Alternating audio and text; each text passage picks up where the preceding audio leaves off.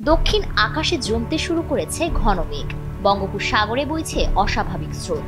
এর মধ্যেই আবহাওয়াবিদরা জানালেন নতুন খবর। সাগরে তৈরি হয়েছে একটি লঘুচাপ, যা ধীরে ধীরে নিম্নচাপে পরিণত হতে পারে। সমুদ্রপৃষ্ঠের তাপমাত্রা এখন 29 থেকে 30 ডিগ্রি সেলসিয়াস, যা ঘূর্ণিঝড় সৃষ্টির জন্য আদর্শ পরিবেশ সৃষ্টি করে দিয়েছে।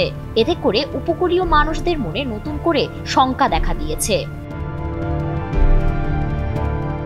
আবহাওয়াবিদরা জানিয়েছেন, উত্তর পশ্চিম বঙ্গোপসাগর ও তৎসংলগ্ন উড়িষ্যা অন্ধ্র উপকূলীয় এলাকায় যে লঘুচাপটি সৃষ্টি হয়েছে সেটি ক্রমশ ঘনীভূত হচ্ছে এবং আগামী 25 থেকে 27 সেপ্টেম্বরের মধ্যে এটি নিম্নচাপে পরিণত হতে পারে।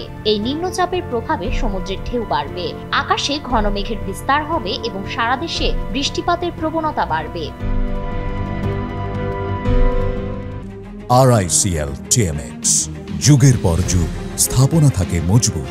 বাংলাদেশ আবহাওয়া অধিদপ্তর ও Bangladesh weather observation team BWOT বৃহস্পতিবার পৃথক দুইটি বিজ্ঞপ্তিতে জানিয়েছে, বঙ্গোপসাগরে নিম্নচাপ সৃষ্টির জন্য এখন অত্যন্ত অনুকূল পরিবেশ বিরাজ করছে।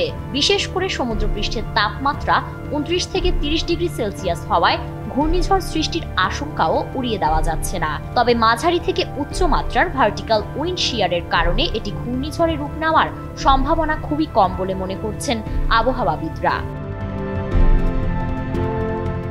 26 সেপ্টেম্বর সকাল 9টার মধ্যে খুলনা, বরিশাল ও চট্টগ্রাম বিভাগের কিছু জায়গায় অস্থায়ীভাবে দমকা হাওয়া সহ হালকা থেকে মাঝারি ধরনের বৃষ্টি হতে পারে। একই সময়ে রংপুর, রাজশাহী, ঢাকা, ময়মনসিংহ ও সিলেটের 2-1 জায়গায় বজ্রসহ বৃষ্টি হওয়ার সম্ভাবনা রয়েছে।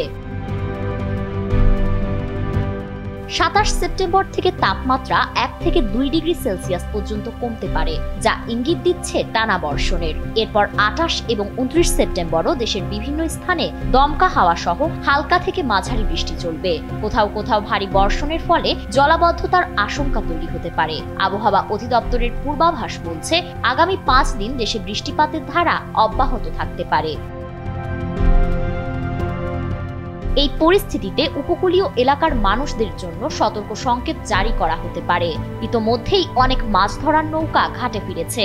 স্থানীয় প্রশাসন ঝুঁকিপূর্ণ এলাকায় লোকজনকে সচেতন করেছে এবং ঘূর্ণিঝড় আশ্রয় কেন্দ্র প্রস্তুত রাখার নির্দেশ দিয়েছে। আবহাওয়াবিদদের মতে, এমন আবহাওয়া স্বাভাবিক মৌসুমী বৃষ্টির অংশ হলেও বঙ্গোপসাগরে নিম্নচাপ সৃষ্টি হলে তা দ্রুত ঘূর্ণিঝড়ে রূপ নিতে পারে। তাই যে কোনো পরিস্থিতির জন্য প্রস্তুত থাকার পরামর্শ দিয়েছেন বিশেষজ্ঞরা। ফারিন রহমান প্রীতি, NPB।